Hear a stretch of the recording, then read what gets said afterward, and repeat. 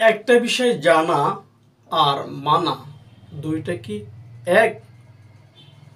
জানে কিন্তু মানে না, এক নয়। হ্যাঁ, জানে কিন্তু ভুল জানে, দেখে কিন্তু ভুল দেখে, সঠিকটা দেখে না। শোনে, দুই কানে শোনে, যেমন সামিয়ানা ও আতানা, শুনলাম গ্রহণ করলাম।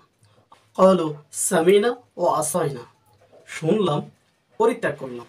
তো শোনে কিন্তু ভালোটা শোনে না, পড়ে কিন্তু সঠিকটা পড়ে না, গবেষণা করে ব্যাখ্যা করে কিন্তু ভুল ব্যাখ্যা করে, ভুল গবেষণা করে। যদি সঠিক গবেষণা করে, সঠিকভাবে পড়ে, অবশ্যই সমাধান খুঁজে পাবে, তার সফলতা খুঁজে পাবে।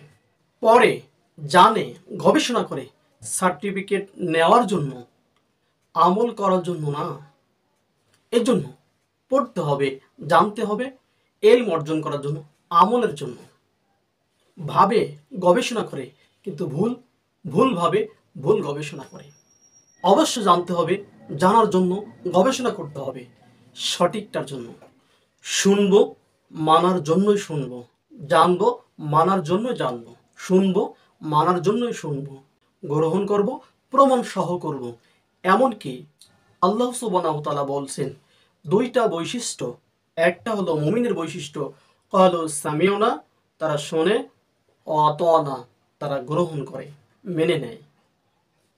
আরেক দল রয়েছে যারা ক্বালু সামিনা, শোনে, ও আসাইনা, পরিত্যাগ করে। আমরা পরিত্যাগ করব না, গ্রহণ করব।